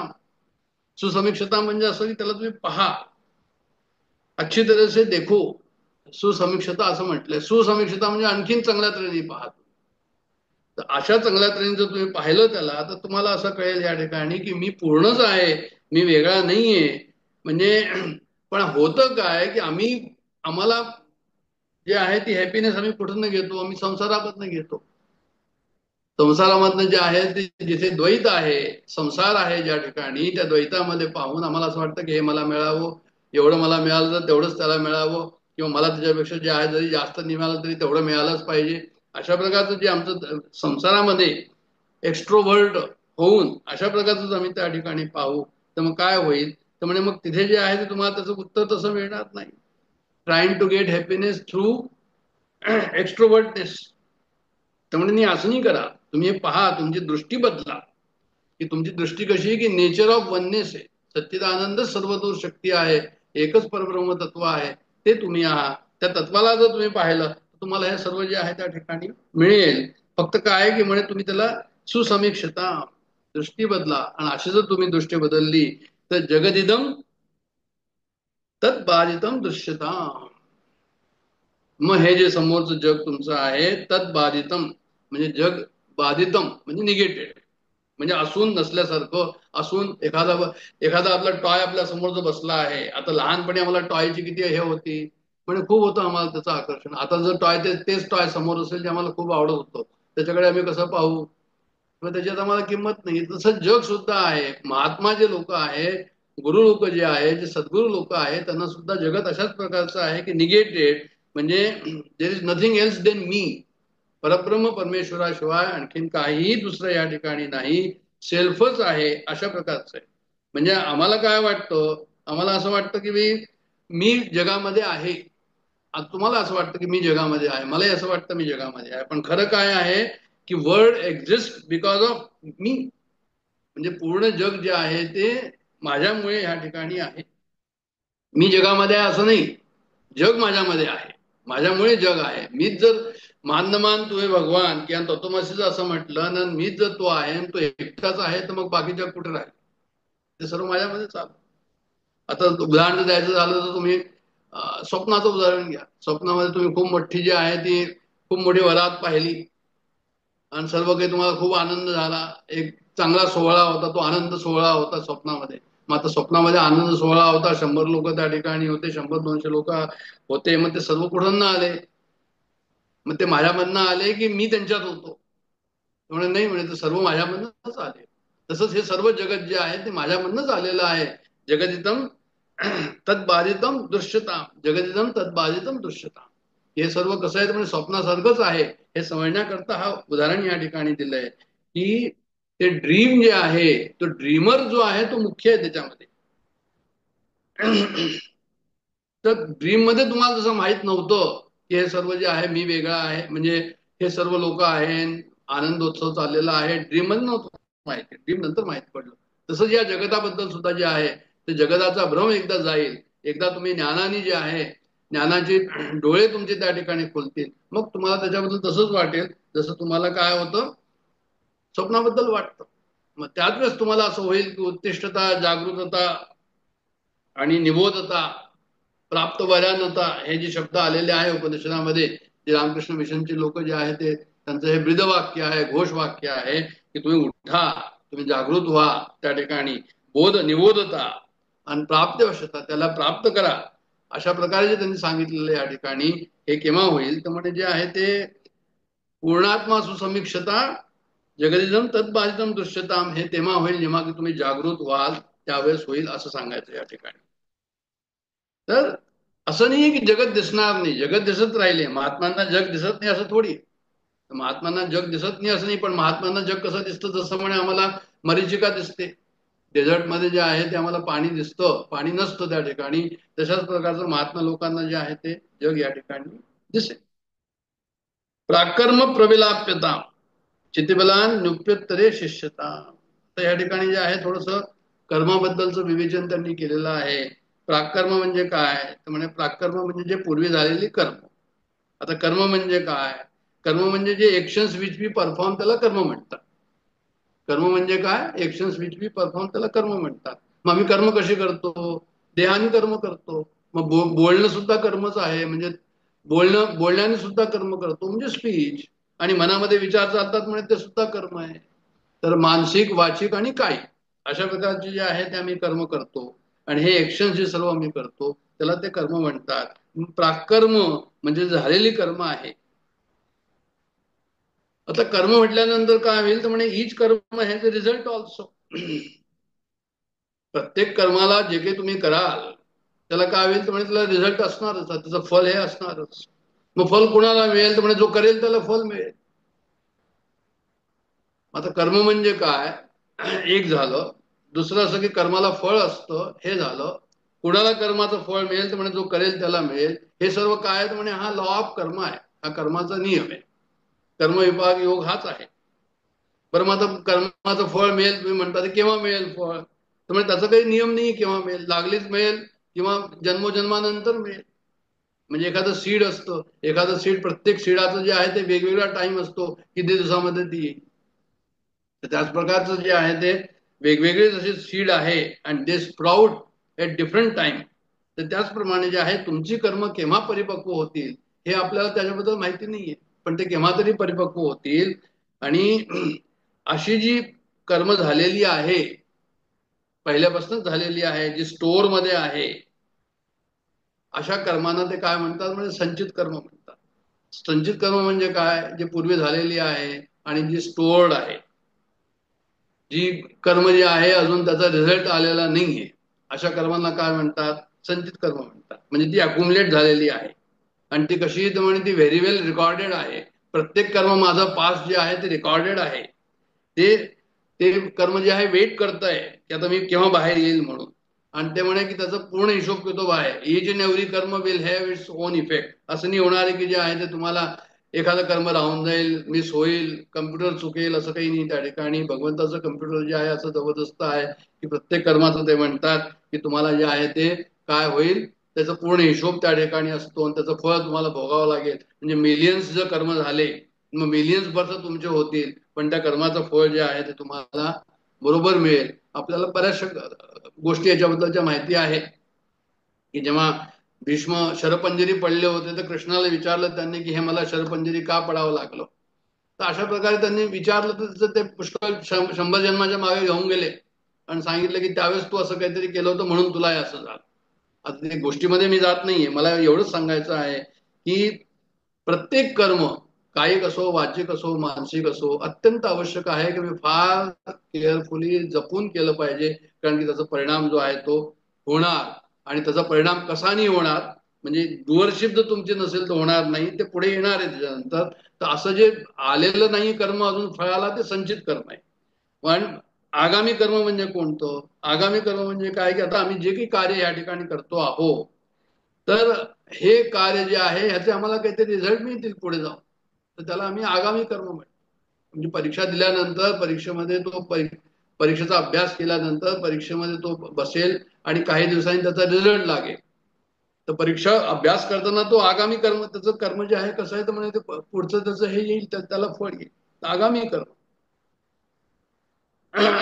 आणि असं कर्म करताना जे आहे ते असे काहीतरी आणखीन दुसरे कर्म होतात की त्याला त्याचं जे आहे, समजा एखाद्याशी तुम्ही झगडा भांडण झालं किंवा एखाद्याला तुम्ही प्रेम केलं, काही पण झालं, तर हे सर्व कर्म कसे आहेत, हे तुमचं ते मुख्य उद्देश नव्हता, पण तुमचा मुख्य उद्देश आणखीन काहीतरी होता. पण हे जे कर्म उत्पन्न झाले ते सुद्धा नंतर जे आहे तुम्हाला जाऊन आगामी कर्म, त्याचं उत्तर जे आहे, फळ जे आहे ते तुम्हाला मिळेल. उदाहरण द्यायचं झालं की समजा तुम्ही त्याच्या पुढे प्रारब्ध कर्म पाहून घेऊ. प्रारब्ध म्हणजे काय, की प्रारब्ध म्हणजे ते स्टोअर मधनं काही कर्म ह्या जन्मामध्ये आम्ही भोगायला करता समोर आलेली आहे भगवंताकडून, तर ते कर्म आम्ही पूर्ण करणार. ते कर्म करताना जे आहे ते असं होईल, काहीतरी नवीन कर्म मी तयार करू. तर 500 कर्म जर पहिल्या ह्याच्यातनं आलेली आहे संचित मधनं, स्टोअर मधनं, आणि आम्ही 500 आता ह्या जन्मामध्ये भोगणार, आणि समजा 1000 आम्ही उत्पन्न केली या जन्मामध्ये, तर पुढच्या वेळेस काय होईल, 500 जातील पण 1000 जे आहे ते परत समोर राहतील, हे नवीन समोर राहतील, आणि पूर्वीच्या संचित मध्ये हे 1000 जुळतील. तर सांगत तात्पर्य मला असं या ठिकाणी आहे की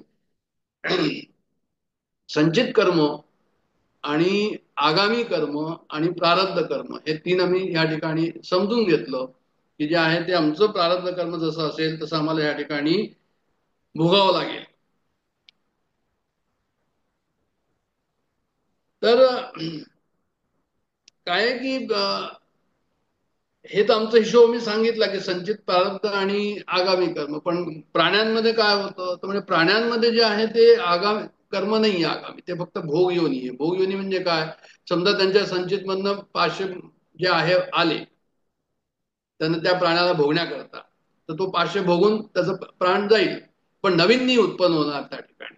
कारण की त्याला जे आहे ते डुअरशिप नाहीये, त्याला काही बुद्धी नाहीये.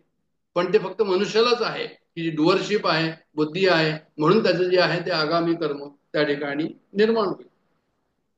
आता कोणी असं म्हणेल की बा मी जर करता नाही, मी करता म्हणशी तर दुखी होशी, असं समर्थ म्हणतात. राम करता म्हणशी तर पावशी यश कीर्ती प्रताप. असं जर असेल आणि मी जर डुअर नाही म्हटलं, तर म्हणे काय होईल की म्हणे हा, तुम्ही जर डुअर नाही म्हटलं, सिन्सिअरली ऑनेस्टली आत्मसून भावना तशी निर्माण झाली, तर मग ते कर्म जे आहे ते आगामी कर्म त्या ठिकाणी बनणार नाही. कारण की काय होईल की त्या ठिकाणी तुमचा भाव जो आहे तो डेड आहे.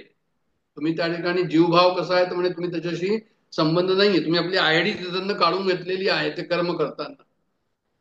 तर जसं आता उदाहरण जर द्यायचं झालं, समजा तुम्ही सिनेमाला गेला, आता सिनेमाला जाताना त्या जो हिरो आहे त्याच्या बरोबर जर तुम्ही जुळला तर तुम्हालाही सुख दुःख होईल, आणि त्या हिरो बरोबर जर तुम्ही जुळला नाही तर तुम्हाला जे आहे ते सुख दुःख होणार नाही.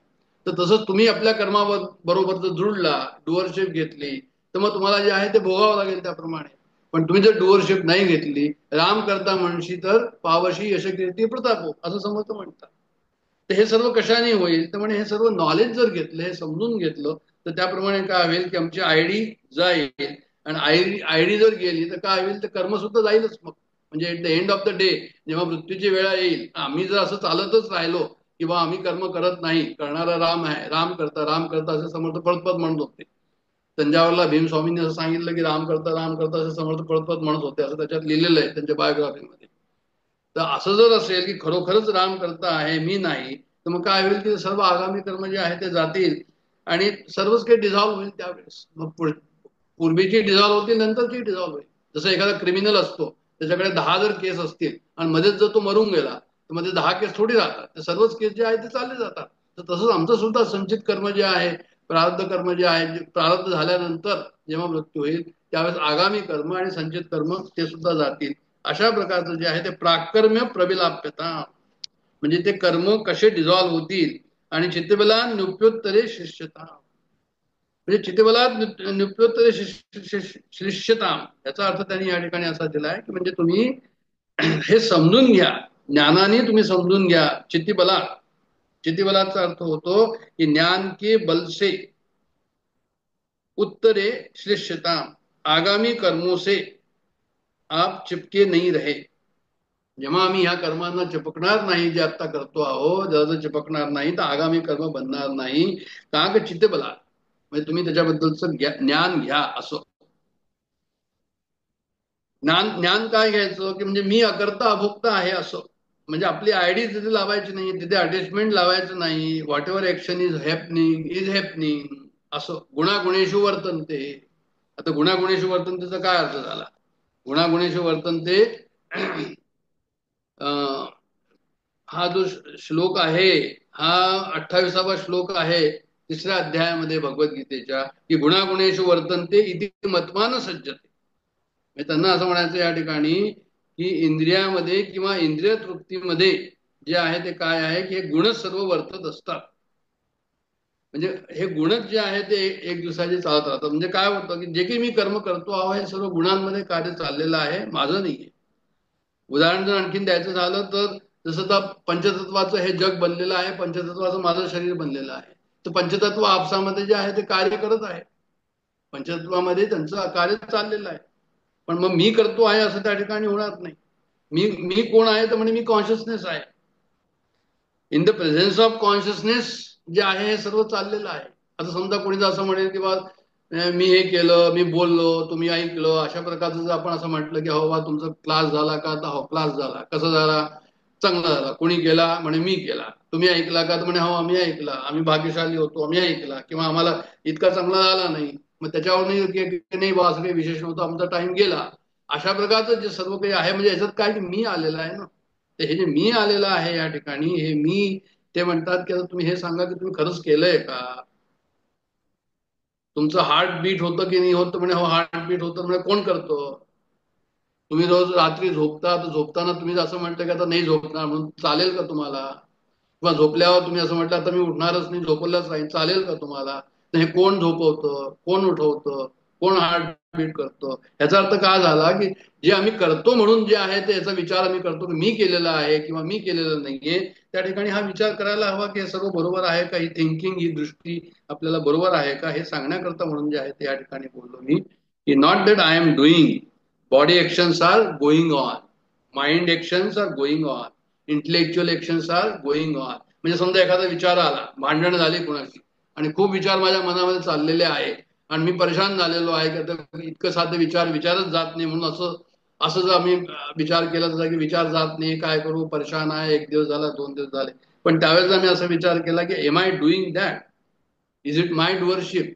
जसं इतर वस्तू रस्त्यावरून जर ट्रॅफिक चाललेलं आहे आणि मी जर सज्जावर उभो आहे, तसं ट्रॅफिकवरचं जसं मला कंट्रोल नाहीये, कमी असेल किंवा जास्त असेल, तसं विचारांचं सुद्धा माझ्याशी जे आहे ते संबंध नाही. विचार येतील जातील. अशा प्रकारचं त्या ठिकाणी जर दृष्टी ठेवली तर मग काय होईल? तर म्हणजे ते विचार तुम्हाला त्रास देणार नाही. आणि मग प्रारब्धम तुझ्या भुज्यता, प्रारब्धचा काय म्हणतात? भोगेन नश्यती. प्रारब्ध जे आहे ते भोगणं अत्यंत आवश्यक आहे, कारण की यू हॅव नो चॉईस. प्रारब्ध तुम्हाला भोगावंच लागेल. जे भोग तुमच्या वाट्याला आलेले आहे ह्या वेळेस या जन्मामध्ये ते तुम्हाला भोगूनच पूर्ण करावं लागतील. There is no other way. उदाहरण जर द्यायचं झालं तर ते म्हणतात की समजा एखादा बाण असतो, धनुष्यबाण सोडायच्या पहिले ठीक आहे, पण एकदा धनुष्यबाण सुटल्यावर काय होईल? बाण सुटल्यावर म्हणजे तो लागेलच, तो नाही वाचणार, तो लागणारच त्या ठिकाणी. तसं बाण सुटल्यावर लागणार, तसंच आम्ही जो आहे तो एकदा जर आम्हाला प्रारब्धामध्ये एकदा जर ते रिलीज झाले की बा हे कर्म तुम्हाला ह्या जीवनामध्ये भोगायचे, तर आम्हाला त्याच्यामध्ये ऑप्शन नाही. आता दशरथाचा बाण सुटला आणि तो श्रवणाला लागला, श्रवण कुमारला लागला तो बाण, म्हणजे मग वाचला नाही त्या ठिकाणी. एकदा सुटल्यानंतर तो लागतो. तर तसंच हे की प्रारब्ध कर्म आमचं कसं आहे की एरो ऑलरेडी शॉट. आणि तशाच प्रकारे जसं आता मी बोललो काही या ठिकाणी, किंवा कुणाला आम्ही चांगलं बोललो किंवा आम्ही कुणाला वाईट बोललो, तर वाईट बोलल्यानंतर तो गेलो. एकदा वाईट बोलल्यानंतर त्यांनी ऐकलं आणि तुम्ही बोलला तर तो एरो लागला त्याला, म्हणजे एरो सुटला ऑलरेडी. आता तुम्ही त्याला पाठीमागे नाही घेऊ शकत. तर तसंच या ठिकाणी जे आहे ते प्रारब्ध त्वेहम पूज्यता, की प्रारब्ध जे आहे तुम्ही काय करायचं? भोगून पूर्ण करायचं. मग भोगून पूर्ण करायचं म्हणजे काय? तर म्हणजे परत ते सहनम सर्व दुःखानाम अपतिकार पूर्वकम, म्हणजे त्या ठिकाणी संतोष ठेवायचा, त्या ठिकाणी कोणत्याही प्रकार सहन करायचं. कसंही जसं आली असेल परिस्थिती त्याप्रमाणे भगवंताची इच्छा, माझं प्रारब्ध, अशा प्रकारे विचार करून त्याला ते भोगायचं. विवेक चूडामणी मध्ये असा एक श्लोक आहे, त्याचा अर्थ त्यांनी असा सांगितला. त्या श्लोकाचा, विवेक चूडामणी शंकराचार्यांचा जो आहे विवेक चूडामणी, ते म्हणे आपल्या गायी असतात आणि गायींना खूप सजवतात, हार फुल घालतात, पुष्कळचा पोळा असतो किंवा आणखीन काही असतो, त्यांना बरं सजवलं जातं गायींना. तर ज्या गायींना सजवलं जातं त्यांना त्याचं किती सौख्य आहे त्या सजवण्याचं. त्या गायींना त्याचं काहीच नाही, हार असेल गळ्यामध्ये समजा खाली पडला तरी त्यांना त्याचा काही फरक पडत नाही. त्यांना असं नाही वाटत की माझा हार पडला म्हणजे माझा अपमान झाला म्हणून, किंवा मला हार गळ्यात घातला नाही तर माझा अपमान झाला, किंवा 4 हार घातले तर मी मोठा आहे म्हणून, असं काहीच वाटत नाही त्यांना. जसं काऊज केम कॅरीज गार्लंड, किती म्हणजे तटस्थतेने असतात, त्यांना त्याच्याशी काही संबंध नसतो. तर तसंच या ठिकाणी जे आहे ते काय आहे, म्हणजे आमचं जीवन सुद्धा अशा प्रकारचं असलं पाहिजे की जे चाललेलं आहे त्या ठिकाणी, जे चाललेलं आहे त्या ठिकाणी आमची तटस्थता एवढी असली पाहिजे. तर आता मी इथे थांबणार आहे कारण की वेळ झालेला आहे. पण प्रारब्धम तुय भुज्यता, म्हणजे जे आहे ते प्रारब्ध आम्ही कशा प्रकारे भुज्यता, म्हणजे कशा प्रकारे त्याला भोगायचो, हे यांनी या ठिकाणी सांगितलेलं आहे. आणि परब्रह्मात मना स्थियता, म्हणजे परब्रह्मामध्ये तुम्ही स्थिर व्हायचो, असं त्यांना या ठिकाणी म्हणायचं आहे. की म्हणजे परब्रह्मामध्ये स्थिर व्हायचो, याचा अर्थ हा होतो की परमेश्वरामध्ये जीवनमुक्त स्थिती ज्याला म्हणतात. विधेयमुक्ती म्हणजे काय? मरणानंतर ज्याचा देह गेला तो विधेयमुक्त, विधेय स्थिती म्हणतात त्याला, विधेयमुक्त. पण जीवनमुक्ती म्हणजे काय? की जिवंत असताना त्यांनी आपला देहाशी संबंध आतून भावनिक संबंध त्याचा तुटला, त्याला ते म्हणतात जीवनमुक्ती. म्हणजे मोक्ष is while living, not after death. मोक्ष जो अपेक्षित आहे तो कोणता आहे? की जिवंत असताना मोक्ष असला पाहिजे, म्हणजे मृत्यू झाल्यानंतर नाही, असं. तर सांगायचं तात्पर्य असं की बॉडीचा आणि आमचा संबंध जो आहे तो किती असला पाहिजे. तर म्हणजे जो आहे तो बॉडीचा आणि आमचा संबंध जो आहे ते मी बॉडी नाही. तपोवन महाराजांचं असं उदाहरण दिलं जात आहे की त्यांना त्यांची तब्येत खूप खराब होती, तर त्यांचे शिष्य चिन्मयानंदजी त्यांनी विचारलं की मी तुम्हाला दिल्लीला घेऊन जातो आणि तुमचं इथे जे आहे ते तुमचं खूप चांगलं ट्रीटमेंट मी करेन. ते 50 सालची गोष्ट आहे, 50-60ची केव्हाची तरी. तर मग त्यांनी म्हटलं की का दिल्लीला लोक मरत नाही का म्हणून, असं त्यांनी त्यांना विचारलं. आणि मग त्यांनी म्हटलं की म्हणे चिन्मया, म्हणे जे आहे ते किती वर्ष म्हणे मी या शरीराला ठेवायचं आपल्याकडे, 70 वर्ष तर झाली म्हणे. 70 वर्षापासून जो परमात्मा माझी वाट पाहतोय, हात पसरून वाट पाहतोय, आणि जे आहे ते मी अजूनपर्यंत गेलो नाही, की कुठं पण ठेवायचं. म्हणजे देहाचा आणि कॉन्शियसनेस, मी परब्रह्म आहे, परमात्मा आहे, कॉन्शियसनेस आहे, हा भाव, आणि हा देह जो आहे नुसता वासाचे जीर्णानी यथा विहाय, म्हणजे जीर्ण झाले की ते देह काढून टाका, तशा प्रकारचं जे भगवद्गीतेमध्ये म्हटलंय तसा भाव या ठिकाणी आहे. आता हे सर्व जे आपण साधन पंचकामध्ये पाहिलं, हे 40 साधनं या ठिकाणी पाहिली आहे. प्रत्येक श्लोकामध्ये 8-8 आहे, 8-8-45 अशी आपली जी आहे ते साधन पूर्ण झालेली आहे. साधका करता हा खूप अत्यंत साधना पंचकम आहे. त्यांनी नित्य पाठात ठेवावं, म्हणजे त्यांना त्याचा उलगडा होईल आणि आमच्या रोजच्या साधनेमध्ये त्याचा उपयोग होईल, निश्चितच उपयोग होईल. पुढे आपण काहीतरी दुसरं शंकराचार्यांचं स्तोत्र पाहू पुढच्या वेळेस, तिसऱ्या शुक्रवारी. आता मी ते विरमतो. जय जय रघुवीर समर्थ.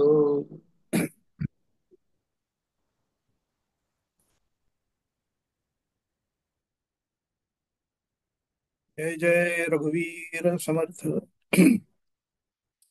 रामाय रामभद्राय रामचंद्राय वेधसे रघुनाथाय नाथाय सीताय पतये नमः. परमपूज्य डॉक्टर काकांना स्मरणपूर्वक वंदन करतो, डॉक्टर साहेबांना वंदन करतो, आपल्या सर्वांनाही वंदन करतो. आणि आज या आठवड्यात शंकराचार्य जयंती झाली, तशी आज पंचदशीकार स्वामी विद्यारण्य स्वामी यांची सुद्धा जयंती आहे. आपण पंचदशी या त्यांच्या ग्रंथाचा अभ्यास केलेला आहे आणि त्याला मार्गदर्शक होते. आपल्याला माहिती 3 दिवसाचा वर्ग झाला होता. परमपूज्य डॉक्टर काका, मंदाताई आणि मुळे शास्त्री यांनी तो वर्ग घेतला होता. त्या ग्रंथाचे ते ग्रंथकार स्वामी विद्यारण्य स्वामी यांचंही आज जन्मदिन, त्यांनाही वंदन करतो. आणि आता साधना पंचकम स्तोत्रात जसं साधनेसाठी महत्वाचं असलेलं हे जे स्तोत्र आहे, तसंच प्रपंच करत असताना अत्यंत आवश्यक असलेला जो श्लोक आहे त्याचा आपण विचार करतो आहोत. तो श्लोक सगळे एकत्र म्हणूया आणि नंतर त्यावरती आपण काही विचार करूया. नको रे मना द्रव्य ते पुढिलांचे, अति स्वार्थ बुद्धी नरे पाप साचे, घडे भोगणे पाप ते कर्म खोटे, न होता मना सारिखे दुःख मोठे. श्रीराम जय जय रघुवीर समर्थ. नको रे मना द्रव्य ते पुढीलांचे. पुढीलांचे या शब्दाचे तीन अर्थ. एक तर पूर्वजांचे, दुसरं समोरच्यांचे आणि तिसरं आजूबाजूच्यांचे, म्हणजे आधीच्या पिढीचे सुद्धा. पुढीलांचे म्हणजे आधीच्या पिढीचे, म्हणजे द्रव्य हो पण कष्टाने श्रीमंत हो, असं समर्थांना सांगायचंय. आपल्याकडे श्रीसुक्त म्हटलं जातं. विशेषतः लक्ष्मीपूजनाच्या दिवशी जेव्हा आपण लक्ष्मी पूजन करतो तेव्हा सुद्धा हे म्हटलं जातच. त्यातलाच पहिला श्लोक जो आहे त्याचा अर्थ असा आहे की हे जगदंबे, तुझं रूप हे सुवर्णासारखं आहे, अशा प्रकारचं ते वर्णन आहे. तो श्लोक असा आहे की ओम हिरण्यवर्णम हरिणी सुवर्ण रजताश्राम चंद्राम हिरण्मयी लक्ष्मीम जातवेदम आवह. जातवेदम आवह, जातवेद म्हणजे अग्नी, म्हणजे अग्नीला प्रार्थना केली. लक्ष्मी जी मागायची असते ती अग्नीकडे मागितली जाते.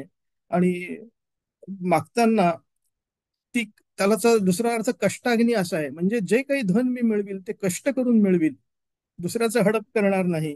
कष्ट केल्याशिवाय मी श्रीमंत होता कामा नये, असा निश्चय त्या श्लोकात सांगितलेला आहे. तर आपली संस्कृती जी आहे ही श्रीमंतीचा महिमा गाणारी संस्कृती आहे. कोणी दरिद्री राहा असं सांगत नाही. आणि विशेषतः जेव्हा आपण गृहस्थाश्रमामध्ये असतो तेव्हा धन हे आवश्यकच असतं, कारण या गृहस्थ आश्रमाच्या त्याच्यामुळेच बाकीचे तीन आश्रम हे पोचले जातात. ते तीन आश्रम म्हणजे ब्रह्मचारी आश्रम आहे, वानप्रस्थ आश्रम आणि संन्यास आश्रम. ब्रह्मचारी आश्रम म्हणजे लहान मुलांचं पालन पोषण, त्यांचं शिक्षण आपल्याच नव्हे तर इतरांच्या सुद्धा, हे या गृहस्थाश्रमाच्याच आधारावरती होतं. वानप्रस्थ म्हणजे वृद्धांची सेवा वगैरे जी आपल्याला करता येते ती सुद्धा या गृहस्थाश्रमात धन मिळवल्यानेच करता येते. आणि संन्यास आश्रम म्हणजे दारात कोणी समजा कोणी भिक्षेकरी जर का आला तर त्याला भिक्षा देण्याचं सामर्थ्य आपल्यात असलं पाहिजे, म्हणून त्यासाठी सुद्धा धन मिळवावं लागतं. आणि हे सगळं कष्टाच्या जोरावरती मिळवावं लागतं. आणि विशेष म्हणजे या तीन आश्रमांमध्ये धन मिळवण्याची जबाबदारी नाहीये. प्रत्येक आश्रमातली कर्तव्य वेगळी आहेत, पण गृहस्थ आश्रमामध्ये धन हे मिळवलं पाहिजे, कारण हे बाकीचे तीन आश्रम सुद्धा त्याच्यावरती पोचले जातात. मुद्दाम गरिबीत राहा असं कोणीही सांगत नाही. एक इतिहासामध्ये आपल्याकडे वर्णन आहे, म्हणजे महाराष्ट्राच्या बद्दलचं आहे. महाराष्ट्र कसा श्रीमंत होता याच्याबद्दलचं आहे की यादवांच्या काळात म्हणे महाराष्ट्र हा दह्या दुधात भिजत होता आणि कमी कशाचीच नव्हती. म्हणजे दूध, दही, लोणी, तूप हे विकत आणावं लागत नव्हतं म्हणे. स्वतःच्या घरातच ते सगळं निर्माण व्हायचं, घराला पुरेल इतकं. आणि समजा काही कारणाने कमी पडलं तर इतरांकडनं ते सहज मिळायचं, कुठलेही पैसे न घेता. आणि असंही वर्णन आहे की म्हणजे महाराष्ट्रात जे ऊन पडायचं ते सुद्धा सोन्याचं होतं आणि चांदणं पडायचं रात्रीचं ते सुद्धा रुपयाचं होतं. अतिशयोक्ती सोडून द्या किंवा अलंकारिक भाषा सोडून द्या, पण अशा प्रकारची श्रीमंती होती. पुढे ते एके ठिकाणी असं सुद्धा म्हटलंय की जेव्हा नदीवरती कपडे धुतले जायचे, बायका नदीवरती कपडे धुवायला जायच्या, तर नदीच्या घाटाच्या पायरीवरती कपडे घासताना त्यांच्या हातातल्या ज्या बांगड्या किंवा कंकण असायची ती सोन्याची असायची.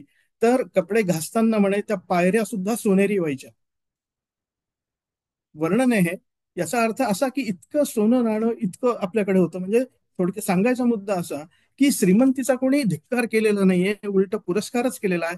पण समर्थ इथे सांगतात की हे जे धन आपण जे मिळवू हे आपल्या स्वकष्टाचं असलं पाहिजे आणि दुसऱ्याचा घेता कामा नये. आपल्या सगळ्यांच्या लहानपणीच्या आपल्याला जर काही आठवणी असतील तर असं घरात सांगितलं जायचं की समजा घरात कोणी पाहुणे येणार असतील आणि आता पोहे करायचे पण कोथिंबीर नाहीये, तर असं सांगितलं जायचं तिथं 4 आणे ठेवलेत 25 पैसे, ते घेऊन जा आणि खालनं कोथिंबीर घेऊन ये, 10 पैशाला जोडी मिळायची. आणि असंही सांगितलं जायचं की आणल्यानंतर ती जोडी इथं ठेव आणि पैसे जिथून घेतले होते, शिल्लक राहिलेले पैसे जिथून घेतले होते तिथं परत ठेवून दे. ते काय 10 पैशाची जोडी यायची, 15 पैसे परत यायचे, पण ते तिथे असा त्याच्यात संदेश असायचा. अशा प्रकारचे हे संस्कार, दुसऱ्याचे पैसे घ्यायचे नाही, तेव्हापुरता ते सांगितलंय तेवढा उपयोग करायचा, असे नकळत संस्कार हे त्यावेळी आपल्या पिढीवरती झालेले आहेत. इतिहासामध्ये 14 वर्षाची असतानाची गोष्ट आहे. जिजाऊ साहेब, शहाजीराजे तेव्हा इतर परमुलखात नोकरी करायचे, निजामशाहीची केली, आदिलशाहीची केली, मुघलांची केली, ते आपल्या मुलांनी करू नये, आपल्या मुलांनी स्वतःचं स्वराज्य स्थापन करावं. जिजाऊ साहेब त्याला सांगतायत की शिवबा, वडिले मिळवले ते खाणे हा धर्म नव्हे, काही पुरुषार्थ करावा. 14व्या वर्षी शिवाजी महाराजांना जिजाऊ साहेबांनी ही शिकवण दिलेली आहे की वडिला, तुझे वडील सरदार आहेत, आज स्वतःला घर, जमीन, जुमला, वतनदारीने जो काय मिळालेला आहे तिथं राहतोय आपण, पण ते खाणं हा आपला धर्म नाही, आपलं स्वतःच काहीतरी निर्माण केलं पाहिजे, आपलं स्वराज्य निर्माण केलं पाहिजे, अशी शिकवण होती. आणि त्याचा परिपाक पुढे एका प्रसंगामध्ये, एक उदाहरणार्थ एक प्रसंग सांगतो मी. हलकर्णी नावाचं गाव आहे कर्नाटकच्या सीमेवरती, गडिंग्लज तालुका, सध्याचा आता कोल्हापूर जिल्हा. त्या गावच्या सुभेदाराला शिवाजी महाराज पुढे पत्र लिहितात की कारभार ऐसा करावा की रयतेच्या भाजीच्या देठालाही धक्का लावता कामा नये, हात लावता कामा नये. रयतेला त्रास देऊ नका, त्यांचं फुकटचं घेऊ नका. आणि पद्मविभूषण बाबासाहेब पुरंदरे पुढे सांगायचे की ही पाठी प्रत्येक सरकारी कार्यालयाच्या बाहेर लावली पाहिजे, प्रत्येक तहसीलदाराच्या कार्यालयाच्या बाहेर ही अशी पाठी लावली पाहिजे की दुसऱ्याचं तुम्ही घेऊ नका, गरिबीत राहा असं कोणीही सांगत नाही, पण स्वकष्टाने मिळवा आणि इतरांच्या धनाला हात लावू नका. मग ते धन कुठल्याही प्रकारचं असेल, अगदी पैसेच असतील असं नाही, सोनं नाणंच असेल असं नाही, कुठलेही हक्क असतील, हे दुसऱ्याचे हिसकावून घेता कामा नये. आणि नाहीतर असं केलं तर काय होतं त्याचा विचार ते पुढच्या चरणात सांगतात की अतिस्वार्थ बुद्धी नरे पाप साचे. म्हणजे जे परक्याचं आहे ते आपलं वाटणं, याला पाप म्हटलं जातं. आणि असं नेहमी वाटतं की शाळेमध्ये मनाचे श्लोक हे शिकवले जावेत. त्या आजच्या पिढीवरती जर का हे संस्कार केले तर ही पिढी जेव्हा कुठे दुसरीकडे काम करेल, आपल्या देशात परदेशात काम करेल, तर या श्लोकांमध्ये जे शिकवलेलं आहे की इतरांच्या धनाला तुम्ही हात लावू नका, हे जर का तळमळीने शिकवलं तर आपल्या पुढील पिढ्या मोठ्या होतील आणि आपलं जीवन हे सुखकर होईल. कुठलाही लोभ मनामध्ये जर का आला तर तेव्हा मग पुढे हे सुरू होतं की जे माझ्याकडे नाही आणि ते दुसऱ्याकडे जर का असेल तर ते मला मिळावं असं वाटणं, म्हणजे मग तो लोभ असतो आणि मग तिथे आपला स्वार्थ जागा होतो. आणि स्वार्थ जागा झाला आणि आपण त्यांनी जर का ते मिळवलं तर आपला पापाचा संचय वाढतो. या श्लोकावरती अजून विचार आपण आता पुढे करूया. आता मी इथे थांबतो, पण अतिशय सुंदर श्लोक आहे आणि प्रत्येकाने त्याचं आचरण करावं, कारण शेवटी लोभ हा माणसाला स्वस्थ बसू देत नाही आणि मग त्याच्यानंतरची षड्रूपींची जी मालिका लागते त्यांनी आपलं नुकसान होतं. एवढं मी सांगतो आणि इथे थांबतो. जय जय रघुवीर समर्थ.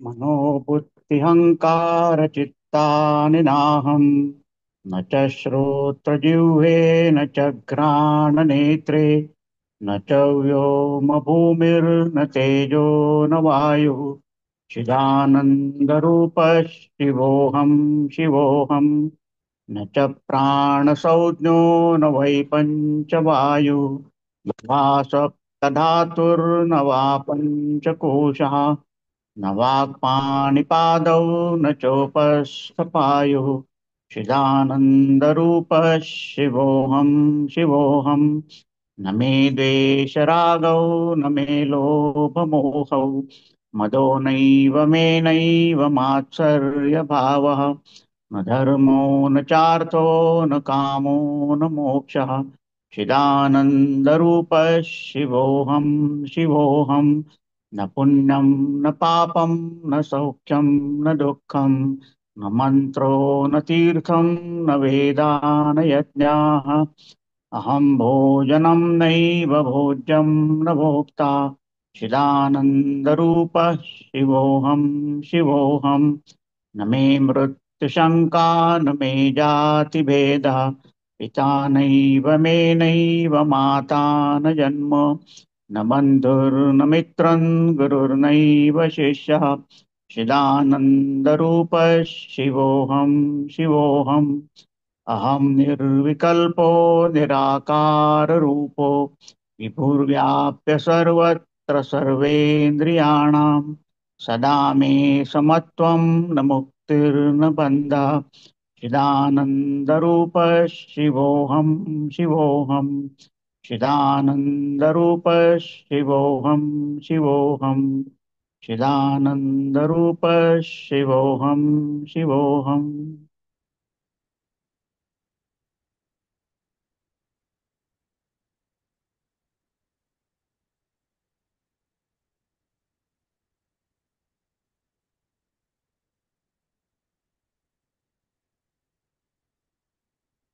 ॐ पूर्णमदः पूर्णमिदं पूर्णात् पूर्णमुदच्यते पूर्णस्य पूर्णमादाय पूर्णमेवावशिष्यते। ॐ शान्ति शान्ति शान्तिः। हरि ओम्।